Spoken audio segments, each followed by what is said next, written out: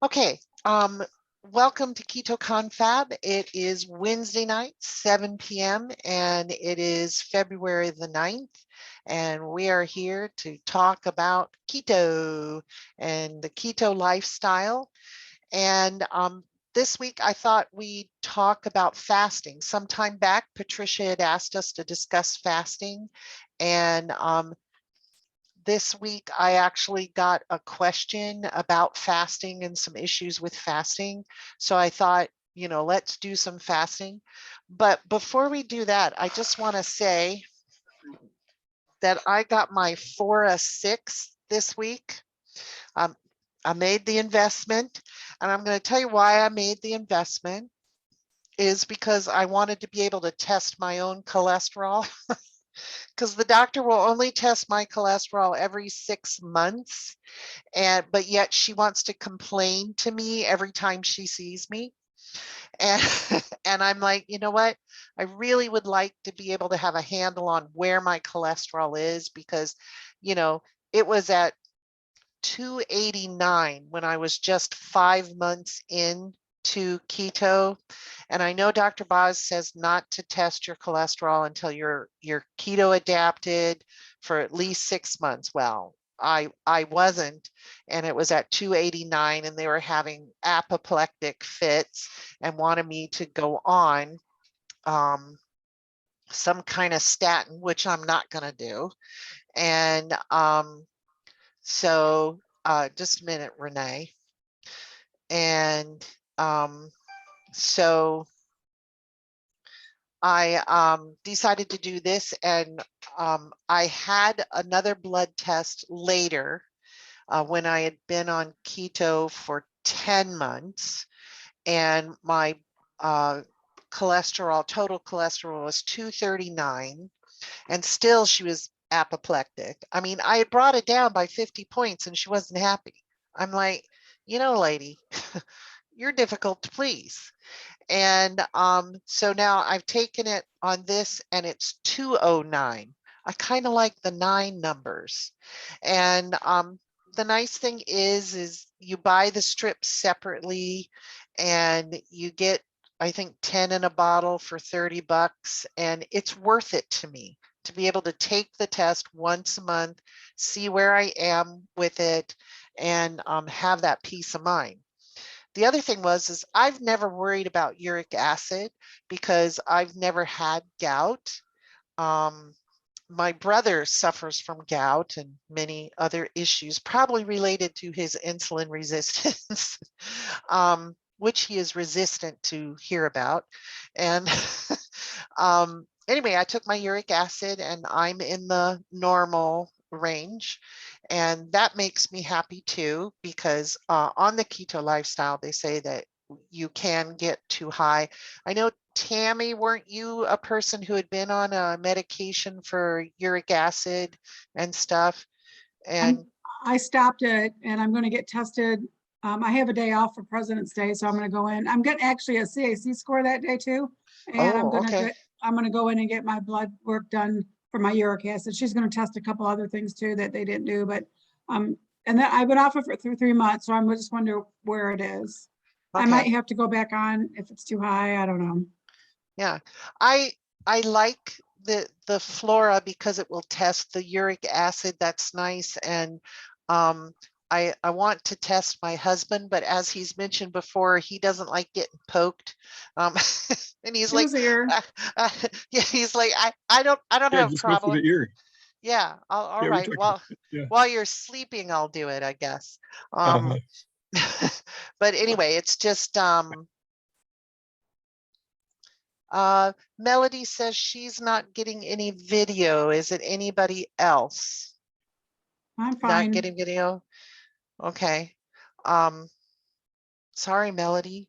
I don't know why. Okay.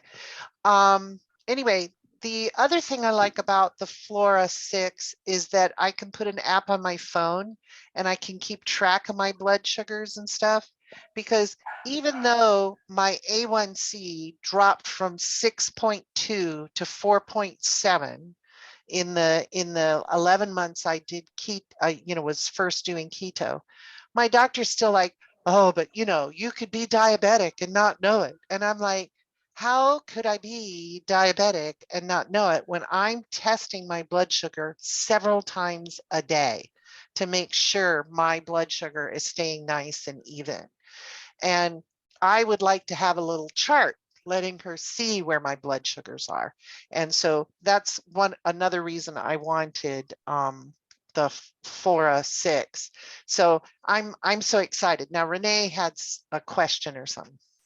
Well, now I have two. Oh, okay. The first one was, I've not heard the Flora because I was absent the day you talked about that. Oh, okay. I don't know what all it does. How is that better than my Keto Mojo Yeah, I think it's Keto Mojo. Yeah, Yeah, my that you Keto have. Mojo that does my foods and everything, and it connects to my chronometer. So that leads into, does your Flora connect to the chronometer? Yes. Yeah. Can you And using that? I don't have to download another app or something. But what does yeah. it cost? I think I paid $109 for the meter and I think 50 strips for blood sugar and 50 strips for ketones. And then I had to pay the extra $30 to get the cholesterol and $30 to get the uric acid strips and stuff. And we have a Keto Mojo in the house. It is technically my daughter's that we put on keto, my autistic daughter. But I never downloaded the app or tried to sync it with Chronometer because I'm not using Chronometer on her. I test out the recipes I use with her on Chronometer to make sure I'm getting the right ketone or the right carb number for her each day. But I don't do charting on her because she's never had a high blood sugar or anything. I think she's more like her father in that she can have more carbs than I can. I'm very carb sensitive. So anyway, so yeah, now you had two questions. Well, Renee? yeah, the first one was what did it cost, which you answered. And then the second one was, since I'm already using the Keto Mojo and it connects to the chronometer, which you kind of answered, the Flora does is it tests you said cholesterol, not cholesterol, your Cholesterol. cholesterol. Yeah. So I would. Yeah, the thing is it does all of it. It does cholesterol, it does ketones, it does blood glucose, and it does uric acid. And it connects to the chronometer? Yes. Mm-hmm. And it was how much again? I'm sorry. It was 109 on Dr. Boz's website for the meter and the glucose and ketone strips. And then you have to pay extra for the cholesterol and uric acid, which I did. Well, you answered my questions. Thank you. Okay. Okie dokie. Julie wanted to be with us this week. However, she has a team meeting for the ambulance services that she works with. And so she is out of town and in a meeting. And but she put up a question on the neurons group on Facebook this week. And, she has been consistently keto for 5 months and she's been doing some fasting, but she isn't getting her ketones up. The ketones are still sitting under 1. They're like 0.6, 0.5. And so she has that question this week that we should keep in mind and try and help answer for her. She's gotten a lot of good answers on the neurons group. That's great. And then Melody sent me a question this week about fasting.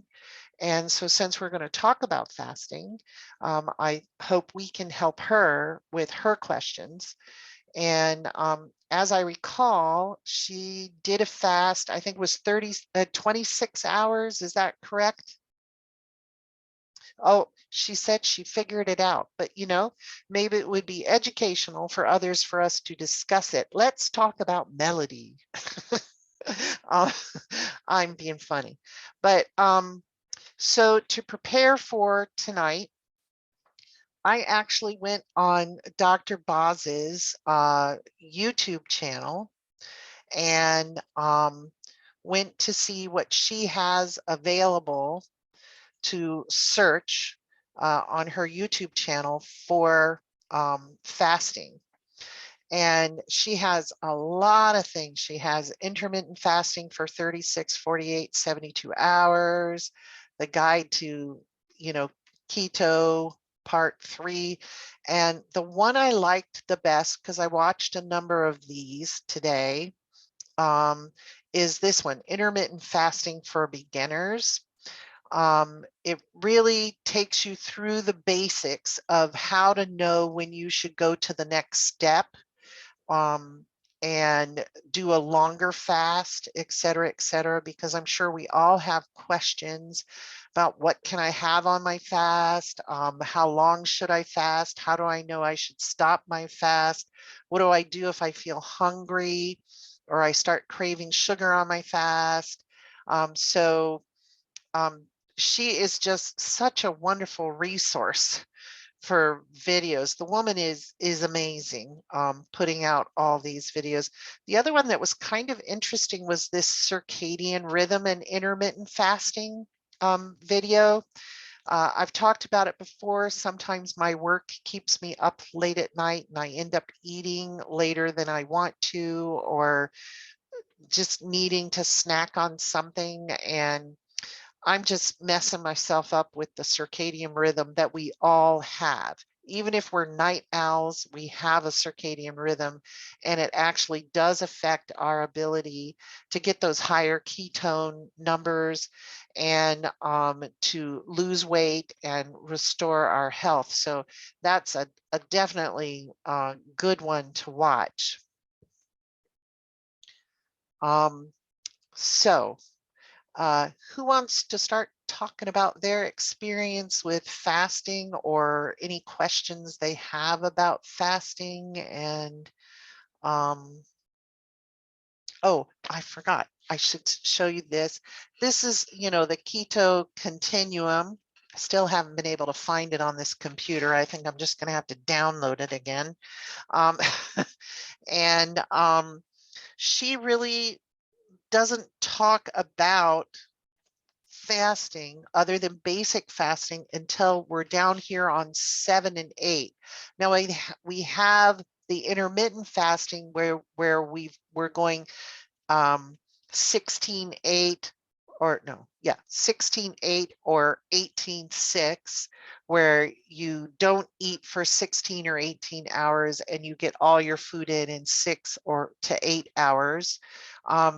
But that's not really a fast or fast. But then when we get to the OMAD, the 23-and-1, and then the advanced OMAD, that's when we're in the continuum down on 7 and 8. And I'm still sitting in the 16-8, 18-6 window. And it's been a little crazy because for the last couple of months, my schedule's been crazy with all sorts of stuff. And I really want to get back to OMAD, but I need to find that window of time that's perfect for me to eat. And listening to that circadian rhythm video about fasting and circadian rhythms, I'm beginning to think that my perfect time is probably going to be around 3 o'clock in the afternoon, or maybe 4. And so that I can get my food in and then finish my evening and then go to bed and get up in the morning and get going and everything. But I'm, you know, I just have to get my schedule worked out. Anyway, so who would like to talk about fasting? Nobody wants to talk about fasting. That's bad. Well, you know, I don't really do the fasting, and so so you know, don't really think I should talk about it. Yeah, and so you know, for Bob is new here. My husband is very slim. He is 6'5" and weighs all of 160 pounds, 65. Yeah, somewhere in there, right? Yeah. Yeah, somewhere in there. And he doesn't really have to follow strictly 20 carbs. In fact, he's usually somewhere between 30 and 50 each day. Or he starts to lose too much weight. But the health benefits of being keto is, you know, what he wants. And so he just adjusts Right. for his health and stuff. He's not a fatty like me, and who wants to continue to lose weight and keep her blood sugars under control. So Bob, you unmuted. Tell us about your fasting history.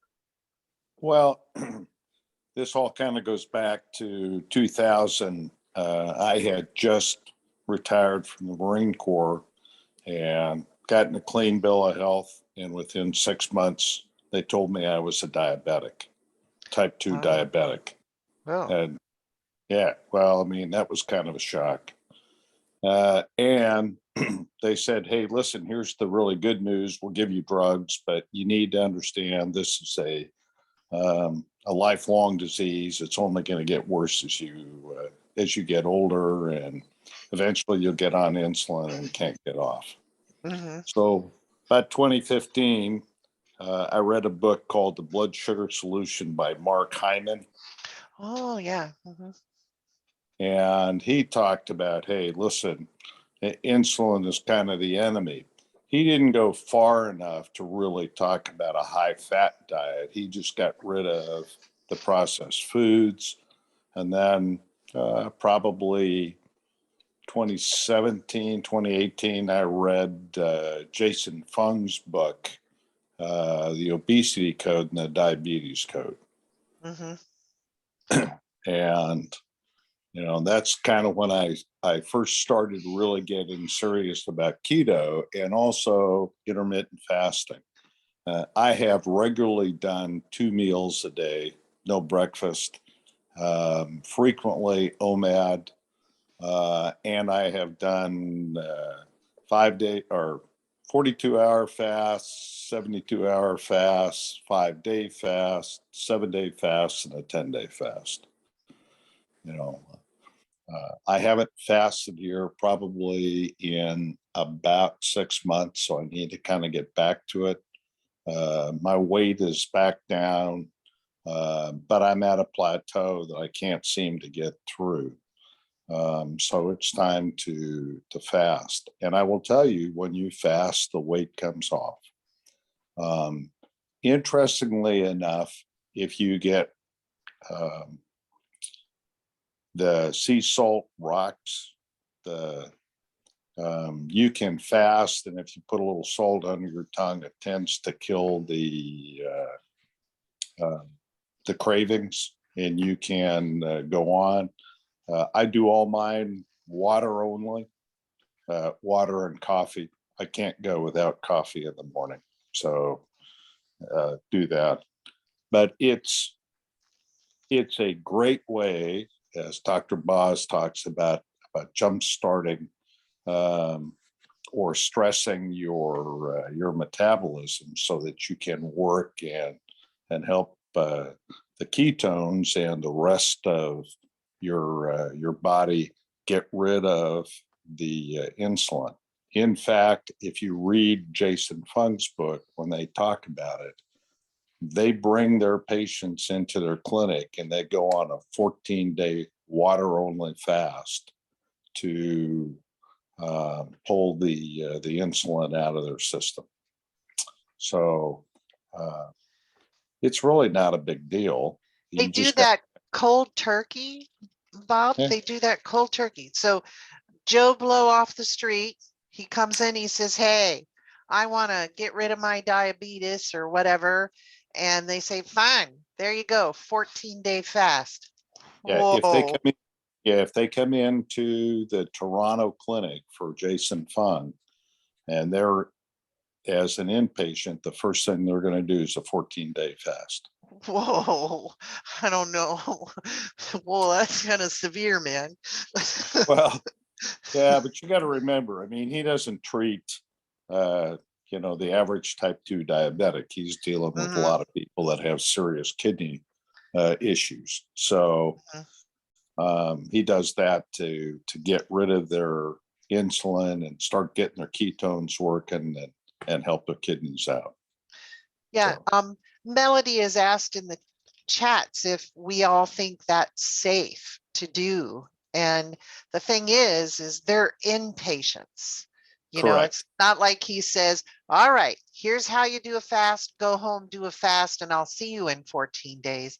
They're inpatients and they're I'll see being you in watched. 14 days if you're alive. Yeah. Yeah.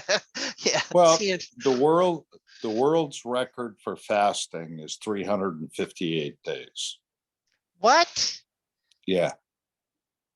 And he just stopped because he wanted to stop. He could have kept going. What? Yeah. Seriously. Oh, and I'm whining about 36 hours. Okay, Hey, I'm a whiner. I tell you, I did 10 days, and honestly, it wasn't a big deal. It just was not a big deal. It's more mental than it is anything else. The hunger comes in waves. If you use the salt, if you use water, if you keep yourself busy, you find about day 3 or 4, you're really not looking to eat. When I try to fast, I just eat because I want something in my mouth, like a flavor of something, not because I'm hungry, but I want just a flavor in my mouth besides water. And I break down and eat. Well, I've never gone past 48 hours in a fast. And the thing that made me stop at 48 hours was my blood sugar was at 60. And I started feeling not stable, kind of shaky a little bit. And I'm like, okay. And so if when I'm doing a fast, I start to feel hungry and I use some salt and I drink some water and I try and ignore it.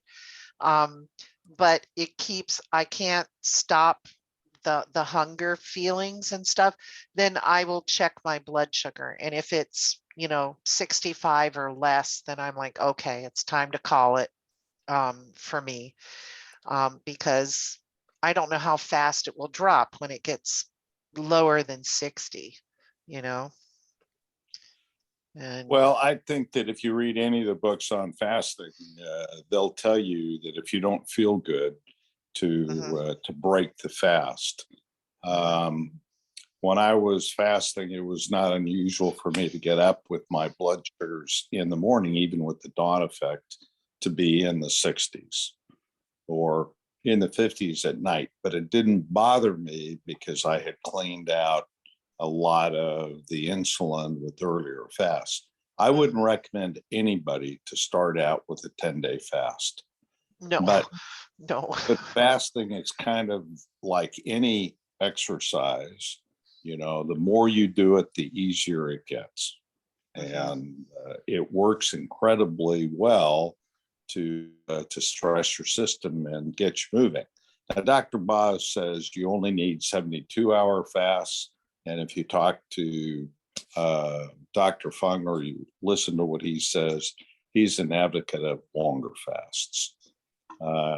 His justification is primarily to drive insulin out of the system. And Dr. Boz says 72 hours is about the max time for highly effective. You don't get any more out of autophagy than after 72 hours. Yeah, I watched 1 or 2 of her videos where she said that.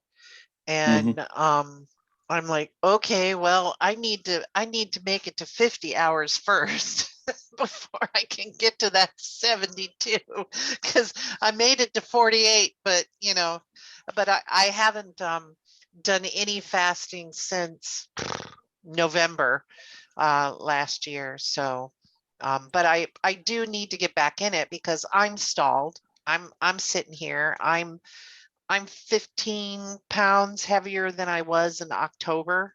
And I'm like, okay, this is not good. So anyway, so Have you ever experienced like headaches and stuff while you were fasting? No, personally, I never did, but I did drink. Dr. Fung talks about drinking water with salt in it. Take a couple of teaspoons of salt, put it in there, mix it up. You know, Dr. Boz will tell you, hey, salt's not a bad thing. You need the sodium, the electrolyte for your body to continue to operate. So when I got on fasts that were longer than 2 days, I would start drinking water with salt in it, and it seemed to solve that problem. Cool. yeah, I started putting a little pinch of salt in each of my water bottles each day, and for me, it didn't seem to change. You know, I don't have to urinate more frequently or less frequently. And the water tastes the same to me, but there are people who are very sensitive to salt and don't seem to be able to do salt in their water, or might be very reticent to be putting salt crystals on their tongue and stuff. And so Melody's asking in the chat, what about the blood pressure with fasting, salt in the water? Does anyone experience higher blood pressures when they're fasting? Anybody? How about you, Bob? My blood pressure went down. Yeah. When I started fasting, of course, I lost the weight. I got rid of a lot of the excess fluid in my body, reduced the inflammation, and my blood pressure went down. That's my experience too. Every time I fasted for 36 or 48 hours, I'm usually only drinking water. I don't water with salt in it, and my blood pressures are always lower. The less food I put in my body, the lower my blood pressure is. Doesn't whether I'm fasting or not. The less food I put in my body, the lower my blood pressure is. And I only drink water with salt in it now. So anyone else with blood pressure levels? I do take blood pressure medicine, and my blood pressure has gotten a lot better since I've done keto and carnivore. I do not think the salt has any effect at all on me at all. I think that the reason for my high blood pressure has to do with inflammation and cortisol, other things, which have all reduced quite a bit. I did have a question though. Is it Bob? Hi, Bob. Yes. Did you take the course from Dr. Boz, or did you just watch some of her YouTube videos? Oh no, I took the course. I've read her books. So you saw the fasting video at the end of the course. And she does recommend that no one ever fast until they've been at least a couple of months keto. That means more than 0.5 for a couple of months. And then the other thing she says is that I honestly, I have to tell you right up front, I'm not a faster myself. I'm afraid of fasting, but I just wanted to mention, I think someone should at least tell the group what Dr. Boz says about it. That she says that the fasting, if you're not really ready for the fasting, it doesn't have as good an effect. You're, all the benefits of fasting, like the autophagy, and also, what is the name of that? That euphoria that you get. Oh yeah. But anyway, none of that works until you're really ready for the fast. So it doesn't really help you or help me to push the fasting too early. Now, of course, somebody like you from the Marines, you probably could go months fasting. You know how to really push yourself, really. I'm sure you do. I had a brother that was Green Beret, so I know they push themselves awful hard. So you can probably force yourself to do it. I tell everybody that since I had 2 babies, I can withstand any pain in the world, but fasting, I'm not so great. So. Well, I tell you, it's interesting, and I think that it's advantageous to get different opinions. And I'd recommend that if people have the opportunity, is to read Jason Fung's Obesity Code. Yeah, the Obesity Code. It's great. He also has, it's called the fasting method. It's it's on Facebook, and they go through an awful lot, and they talk about fasting, and they talk about it, but they much different. He advocates longer fasts. They have group 5 and 7 day fasts all the time. So it's just a different way of taking a look at it. I would agree with you. Until you become fat adapted, fasting will help accelerate you to get fat adapted, but it certainly doesn't do as much as when you are fat adapted. Yeah. So Tammy has the book there. So this one's the guide to Jason Fung's guide to fasting. Yes. Complete guide to fasting. Yeah. Yeah. And you have to remember, he's not a keto advocate so much, and he's a diabetes advocate. So the things that he might recommend, are not what maybe Dr. Boz says. He lets you have 6 cups of coffee with cream, because if that's what you need to get by and fast and not eat and not eat carbs, then that's what you need to do. And you can have bone broth, and you can have other things to eat, what you can add to your coffee: coconut oil, meat, MCT oil, butter, ghee, heavy whipping cream, whole milk. He's not a keto person, so per se. He's a nephrologist, and he wants people to get off their diabetes medicine and stuff. And so you might read it and think, well, that's not keto, and it may not be. It's not what Dr. Boz says, who was black water and coffee. Well, I mean, she talks about fasts as black water and coffee. He will also tell you that the best fast that you can do is black water or black coffee and water. Matter of fact, he recommends water only fasting. Well, he does, but if you need to eat these, if you need to put these things in your coffee to get by and get to that point, then do that, because that's better than having a coffee with a donut, in the mornings. Yeah. So if you need to put your heavy whipping cream in there or your butter and make it a bulletproof coffee to get through your fast until the next day, then, that's what you can do. You need to work towards just the water only, but if you need to get to it to help you along. Well, that's the same thing Dr. Boz says. Eventually you want to get to a clean fast, but she will also say, hey, you do what you got to do to get through. I think that's part of her continuum, where she has her roadmap continuum. Let's ease into this. Let's do what we got to do. But there's going to be a point. There's Scott eating his butter again. He eats a stick of butter. That half a stick. Yeah, it's just half a stick. I mean, I'm not hardcore. I just eat just half a stick.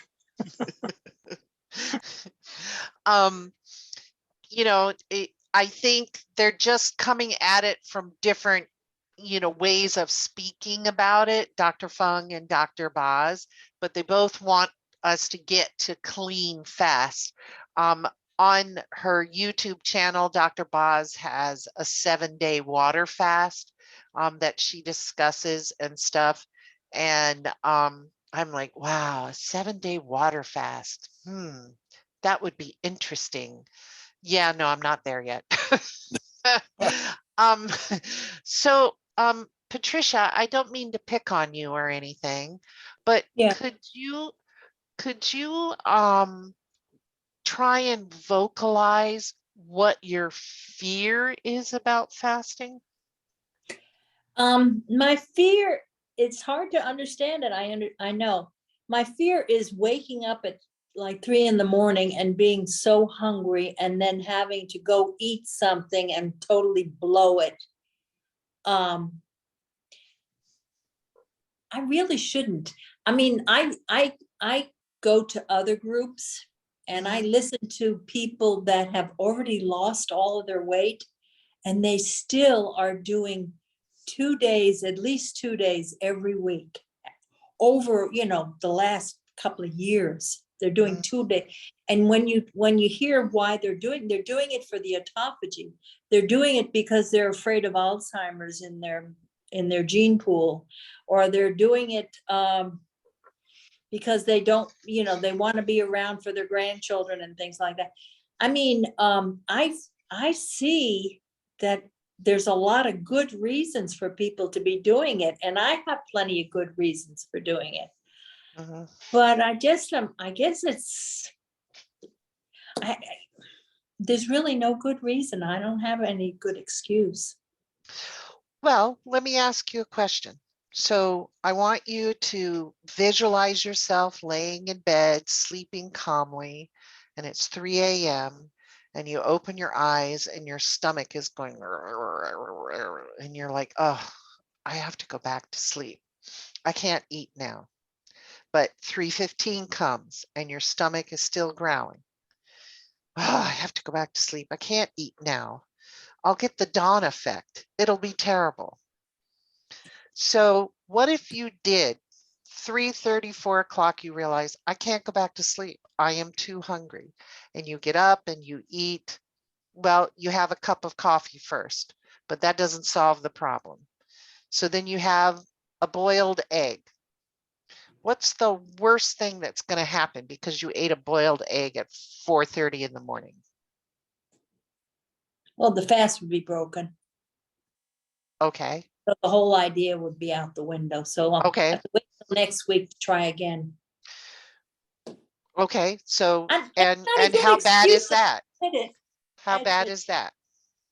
It's not that bad. I mean, I told you, I've been trying other things like, have a can of sardines once in 48 hours. And that I'm fine. I don't get hungry. And there was one day where I was actually not feeling well, and I actually went 48 hours without eating anything because I wasn't feeling well. So I have done it.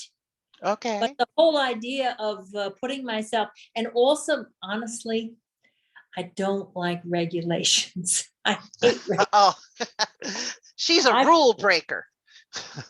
Patricia does rules. Okay. I went to 16 years of Catholic school, and I just do not like people telling me what to do. I like to do my You're own my thing. new best friend. Renee doesn't like rules either. But you're right. I don't really have a good excuse. And I have tremendous respect for these people that I see on these other. I mean, it's just amazing. There was one gentleman the other night. He's like almost 80 years old, and he only eats one meal a day. He doesn't have any weight problem at all. He already lost his weight like 10 years ago. But just because he wants to be around for his family, he just only eats one meal a day. So let me ask you another question, Patricia. What's the worst thing that will happen to you in your life if you don't fast once a week? You mean if I don't fast or do fast? If you don't fast, what's the worst thing that will happen if you don't fast once a week? I won't lose the weight, and I might get Alzheimer's like my father and aunts did. The autophagy might never kick in for me. Well, okay, well then maybe that's a motivation to do it. But like you said, you've been able to go 48 hours. You eat a can of sardines in that 48 hours, but other than that, you eat nothing? Right. Is that what you're saying? Yeah, I have coffee, Yeah, black coffee. coffee, Yeah. salt. Yeah. Yeah. I too have some fears about fasting. My fears are about irregular heartbeats and stuff, because if I don't get enough water, I don't get enough sleep, or I don't have enough protein in my body, I'll go into an atrial fib type situation, and that's miserable. I know I'm not going to die, but I'm miserable for a few hours. And the only thing that brings me out of it is to really pump the water, like 24 ounces of water in an hour, and eating about 35 grams of protein is the only thing that brings me out of one of my atrial fib type attacks. And I do not like them.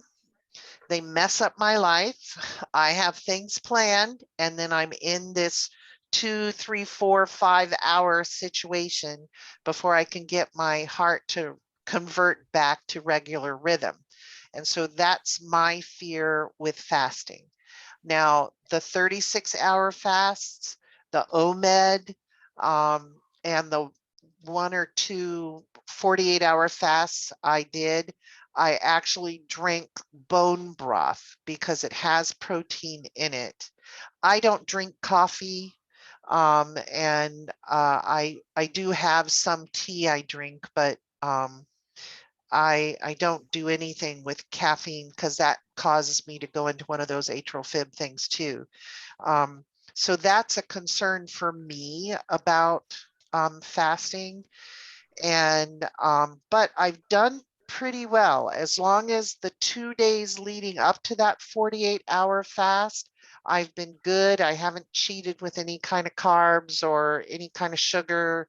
And I've had plenty of protein and plenty of water those 2 days leading up to the fast, then I'm fine for the 36 or 48 hours. But anyway, yeah, Renee? Well, my main issue when I fast, and you're making me feel better now, because I would go ahead and I would have bone broth, because when I do a kind of like the water only fast, I get extremely nauseated, like I'm gonna throw up in a moment, nauseated. When I don't eat after a certain number of hours, I get really, really sick to my stomach. And so I have to have something in my stomach. I mean, I barely make it to fast for, like, where they say, was it 8 hours or 12 hours or whatever before your surgery or something, the night before you have a procedure done, right? The only reason I can make it through even that is I have to wait till the very last second to go to have something to eat, and the very last second to go to sleep, because I can't have anything other than water. And I get really sick if I don't have something. So for me, that's what has always made me feel like I wasn't doing a fast correctly. Renee, I might have a tip for you, because when I go into these atrial fib things, if it is lack of protein based, then I'm nauseous. I'm very nauseous. I feel like I'm going to just puke. It's terrible. But if I go into atrial fib because I haven't had enough water, then I don't get the nausea. So maybe for you, it might be similar. Maybe you need to protein load the day before you try a fast. The other thing is long before keto, whenever I had to have a procedure done and, you can't eat after midnight, there's this mental thing about not eating. Wait a minute, I have to eat. I'll die if I don't eat. I mean, everybody has to eat, right? We got to have 3 meals a day and 2 snacks, don't we? I mean, that's what I've been told since I was a child. We got to eat. These people are trying to kill me by not feeding me, and they want me to fast. and my surgery isn't until 11:30. I'll never make it, and I'll probably die on the table because I haven't eaten. And by the time I get out of the hospital and feel like eating something, it might even be 18 hours that I haven't had food. This was all before keto. I mean, I tell you, drama queen central right here about not being able to eat because I'm having a procedure, you know? So I think like what Bob said, this is a mental game with us. We have to get over the programming that was put into our heads about having to eat so frequently. And I recently reread a section in the Keto Continuum book about children and their eating patterns and their blood sugar patterns and everything, about just as their blood sugar is starting to drop during the school day. So they eat something, they go to school, just as it's starting to drop, some schools let them have a snack mid-morning. And then the blood sugar goes up, and just as it's starting to drop, it's lunchtime. And then just as it's starting to start back down, they go home and mom has a snack for them when they get home, or the daycare center or the after school program gives them a snack. And then they go home and they eat supper. And then right before they go to bed, maybe they'll have a glass of milk and some fruit or something to hold them through the night.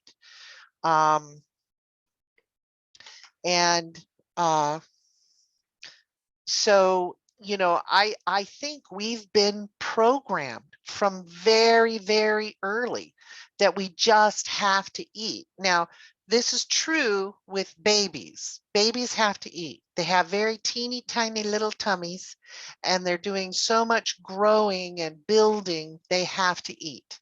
But once children get stable, you know, and older and are eating real food, you know, I think we're ruining every generation by keeping these children on this pattern, and basically it's grazing time all the time. I mean, my grandsons are grazers. They're like, I'm hungry, I want crackers, I want fruit, I want crackers, I want juice, I want this, I want that.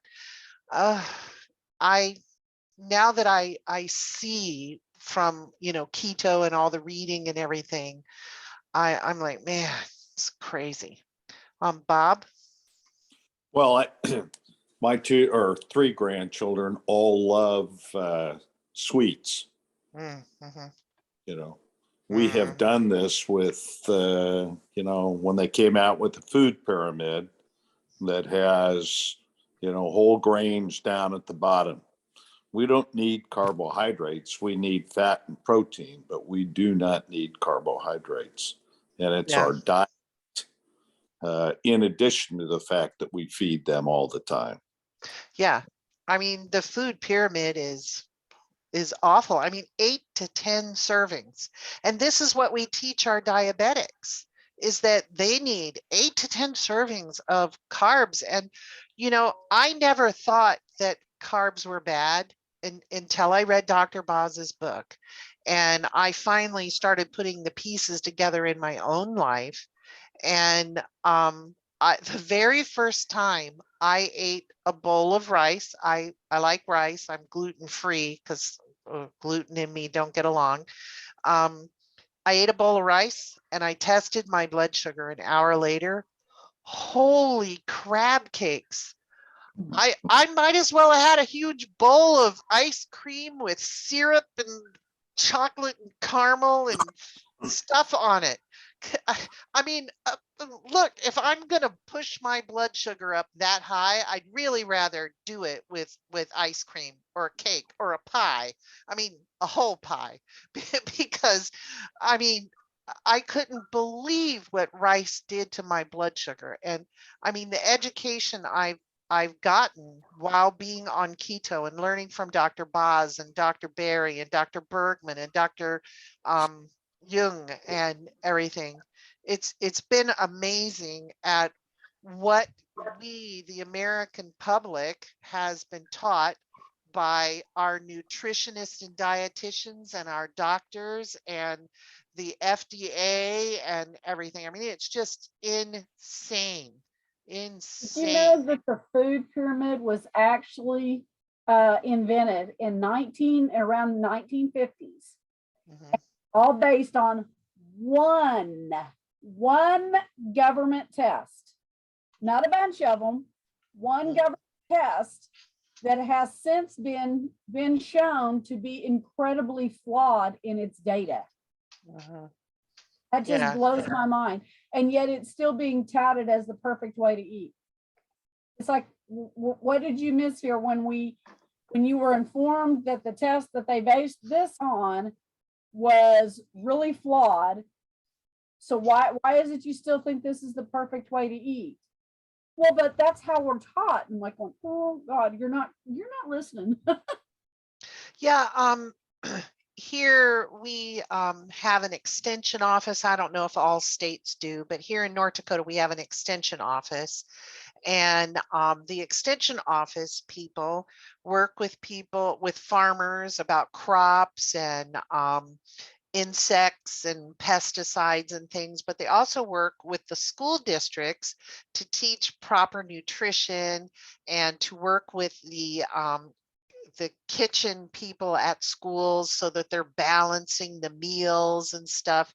And I had a private conversation with our extension officer that goes into the school districts and talks with the school kitchen ladies and helps them balance their meals. And she's been learning about keto and about health because she was diagnosed with type 2 diabetes and having all sorts of problems as she's getting older.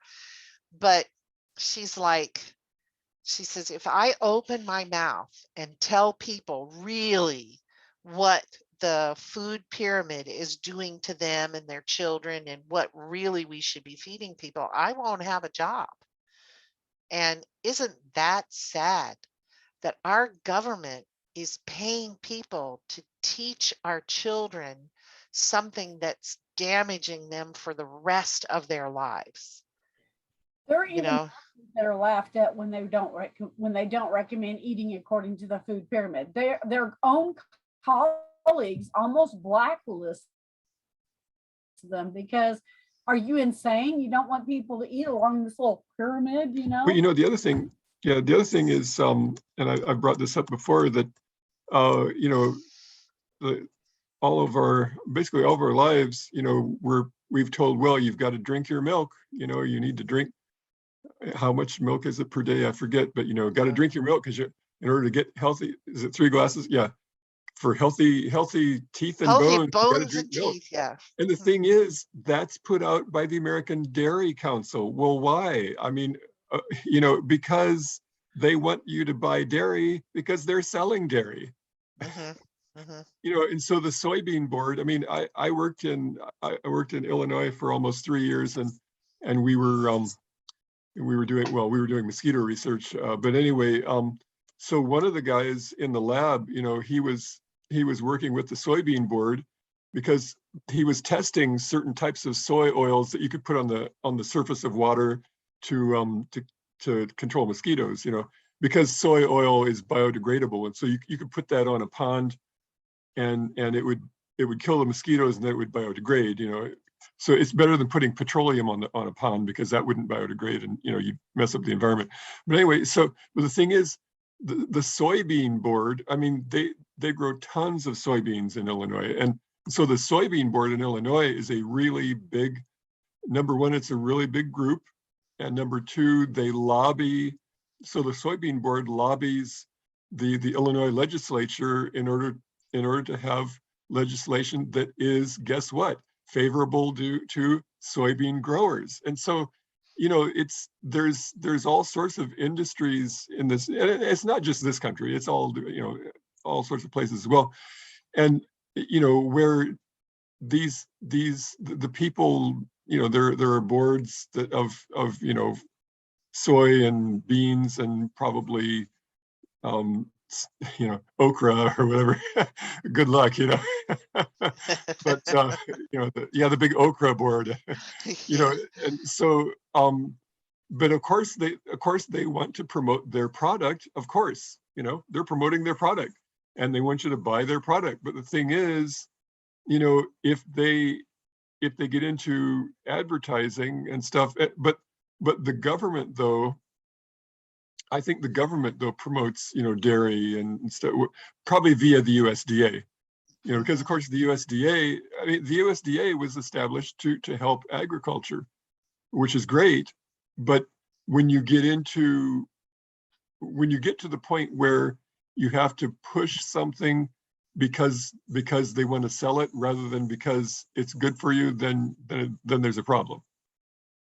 And the other thing is the soybean board, the soybean board or the dairy council or, the corn growers association or whatever it's called, if they fund research into something, well, of course, if the results of that research is not showing that corn is wonderful, then they're going to stop funding that researcher. And so when they offer research money, and when a company or an organization or whatever offers research money, well, and I'm not saying that it's a blatant thing always and in all situations, but you got to realize that if a certain organization is funding a certain research, there's at least some push to make that research show what they want you to show. And unfortunately, in statistics, if you are familiar with statistics, there are ways to do to skew the statistics to make something seem significant if you want it to be significant, or not significant if you want it to be non-significant. And so you got to watch out for that. One thing though is that whenever you publish research in a scientific journal, you cite who funded that research. And so, if you see a research paper that says, oh, soybean oil is wonderful for this or that, and then you look and see this, by the way, the Illinois Soybean Board funded that research, you may question it slightly. Yeah, just question it. Yeah. Yeah. So we got to watch out. Yeah. Well, I think there's a classic example. Corn used to be a mainstay. Genetically modified corn has increased the amount of sugars in the corn. Yeah. Because it tastes better. The fact that it happens to be much worse for you, is not addressed. Right. Yeah. And virtually all corn that's grown for at least for human consumption is genetically modified now.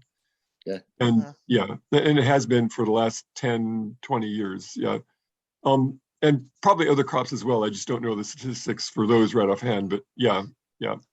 There are people that have heirloom seeds of corn, and they maintain the natural corns that haven't been, but there are few and far between.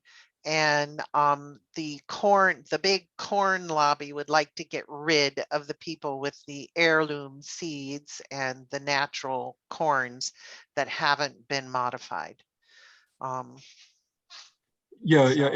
there are repositories of seeds for a lot of different crops, and maybe USDA is doing some of that. I don't know, and there are other countries where they have that as well. But that's in our best interest, because if some problem, if we run into some problem with the varieties that we're growing now, we could always go back to something from the original stock.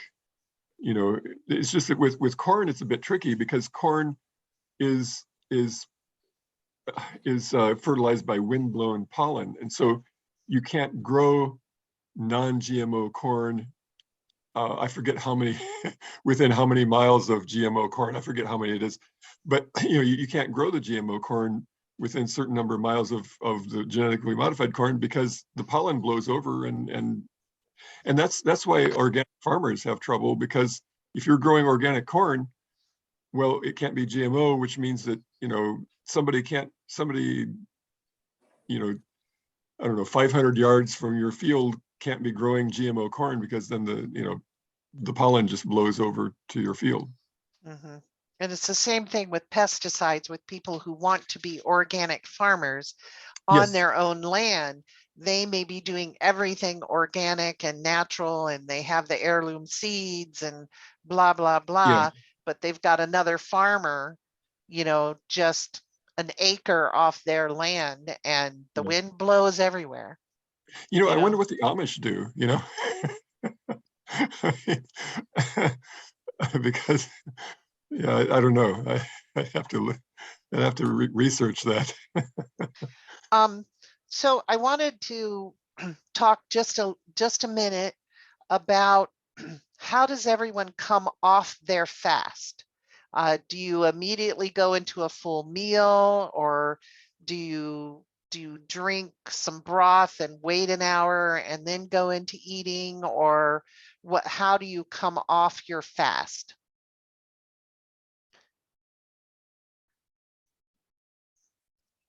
Patricia, when you've done that, do you go straight to sardines, or Bob's going to say something too? So.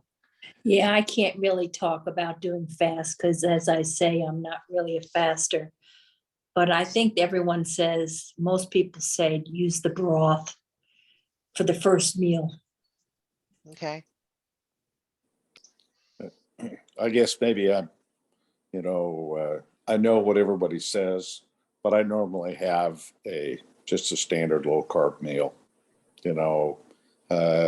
Traditionally I come off my fast about lunchtime, which is my first meal. I like bacon and eggs, so I'll do bacon and eggs.